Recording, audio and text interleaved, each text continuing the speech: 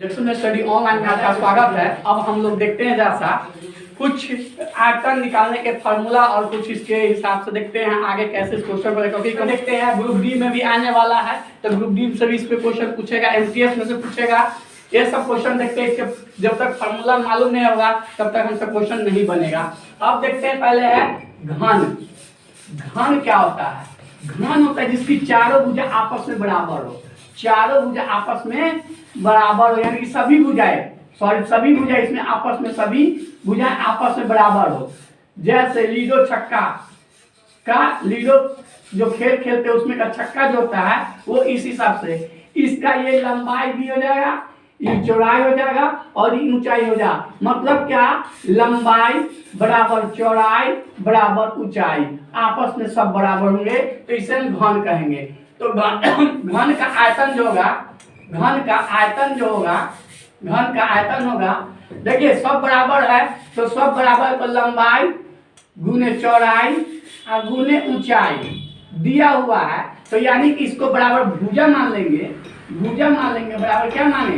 भुजा माना तो भुजा गुने भुजा।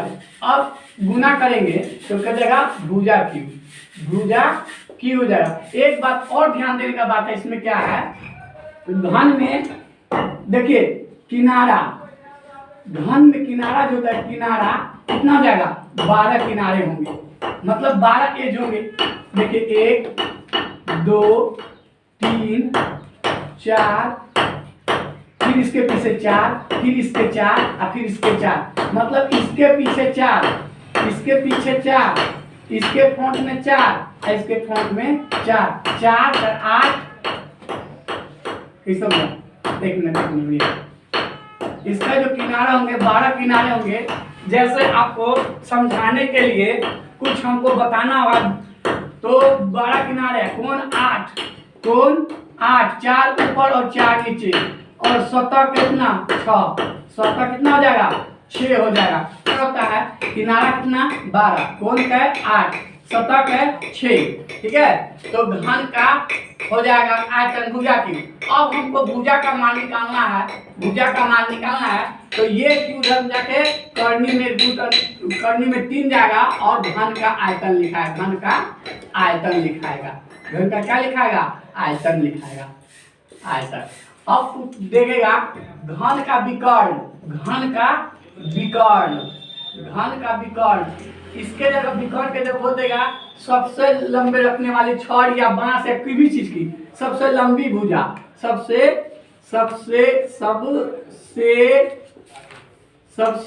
रखने वाली छड़ की लंबाई, ठीक है। क्या जाएगा? रूट अंडर क्या हो जाएगा? भुजा क्यू, तो 3 गुने भुजा क्या जाएगा? 3 गुने भुजा का क्या? a स्क्वायर क्या हो जाएगा? देखिए कैसे होगा। यदि मान लीजिए लंब का स्क्वायर रखेंगे, जो आधार का स्क्वायर रखेंगे और जो ऊंचाई का स्क्वायर रखेंगे, अब सब भुजा बराबर है तो भुजा का स्क्वायर जोड़ भुजा का स्क्वायर क्या रखेंगे? भुजा का स्क्वायर। अब यहाँ से क्या हो जाएगा? जोड़ेंगे तो 3 भुजा स्क्वायर लिखाएगा। क्या लिखाएगा? भुजा स्क्वायर।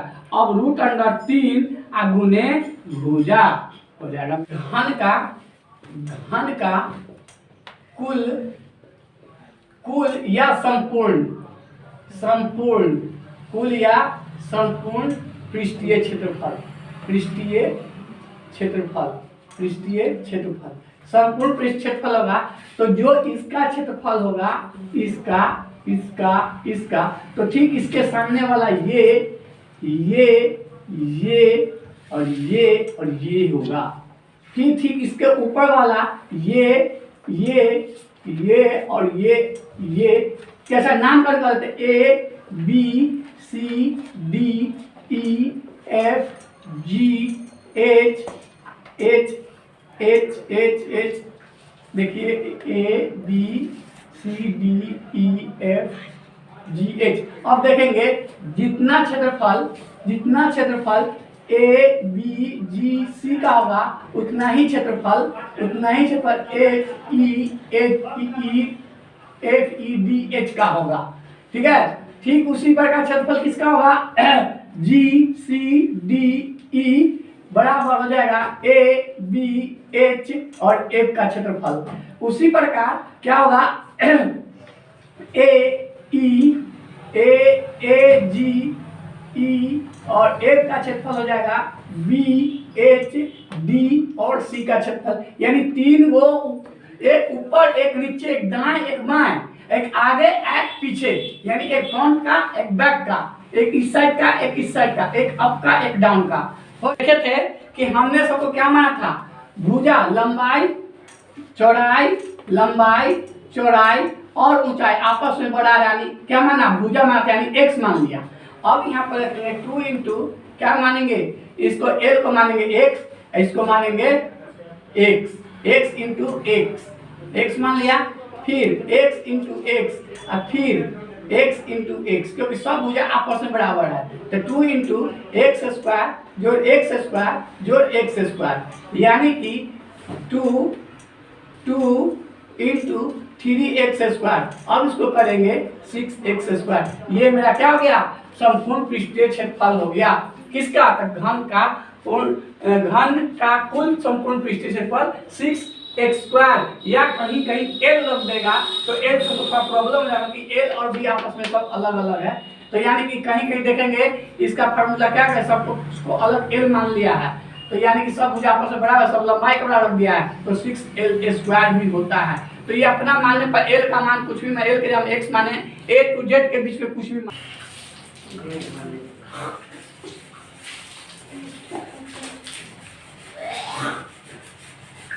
घन का पृष्ठीय क्षेत्रफल जो हो जाएगा, क्या होगा, घन का पृष्ठीय क्षेत्रफल इस एक सतह का क्षेत्रफल हो जाए, एक सब 4 गुने एक सतह का क्षेत्रफल, एक सतह का क्षेत्रफल, 4 गुने एक सतह का क्षेत्रफल।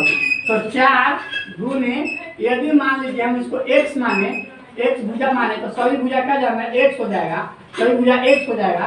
तो 4 गुने वर्गाकार है तो x स्क्वायर, यानी एक वर्ग का क्षेत्रफल, एक वर्ग का क्षेत्रफल। तो 4 गुने भुजा स्क्वायर, 4 गुने भुजा स्क्वायर, यानी 4 गुने 4 इंटू भुजा का स्क्वायर।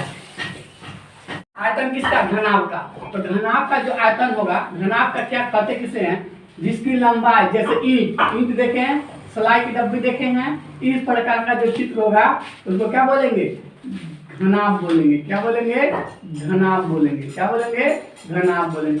बक्सा देखे होंगे, घर में बक्सा, ये सब क्या का, घन है। इसमें L ये है, B ये है, E H है। तो घनाभ का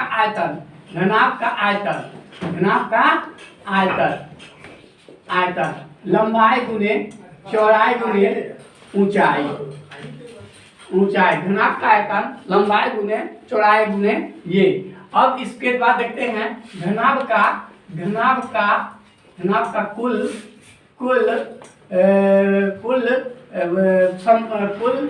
या संपूर्ण पृष्ठीय क्षेत्रफल।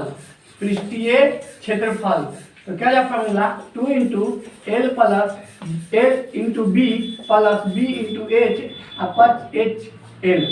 ठीक है, ये क्या हो जाएगा, घन का यानी घनाभ का विकर्ण हो जाएगा, घनाभ का विकर्ण हो जाएगा √L स्क्वायर जो B स्क्वायर जो H स्क्वायर। अब इसको अपना इधर उधर करके आपको निकालना होगा। अब कभी क्वेश्चन पूछ देगा, बक्सा लकड़ी का बना हुआ है, तो लकड़ी का कुल आयतन कितना खर्च हुआ, तो घनाभाकार बक्सा है, घनाभाकार बक्सा है, क्या है, बक्सा है। तो बक्सा में लकड़ी का आयतन,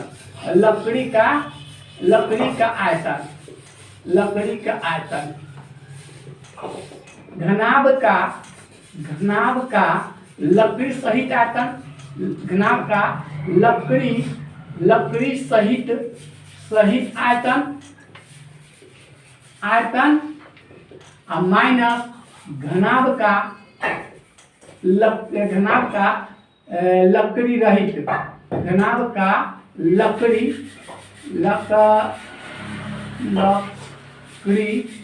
रहित आयतन। कहने का मतलब क्या, मान लीजिए लकड़ी की मोटाई x है, लकड़ी की मोटाई क्या है, x है, तो लकड़ी का सही आयतन क्या जाएगा, L + 2x जोड़ क्या जाएगा, लकड़ी का आयतन निकालना है ना, तो गुना b × 2x into h + 2x minus L × b × h। लकड़ी का आयतन निकालना होगा तो ये फॉर्मूला होगा, ठीक है। लकड़ी का आयतन निकल जाएगा। अब पूछेगा घनों की संख्या निकालना, घनों की संख्या निकालना, घनों या घनाभ। जब घन रहेगा स्थिति एक, जब घनाभ रहेगा, घनाभ की संख्या निकालना हो, तो घनाभ का आयतन, बड़े घनाभ का आयतन या बड़े घनाभ का आयतन और बटे में छोटे एक घन का आयतन,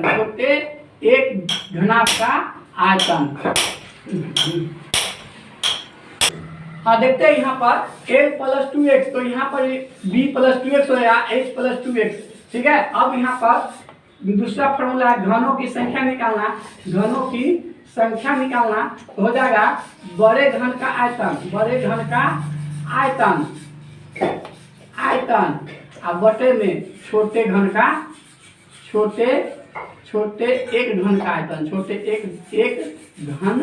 का आयतन,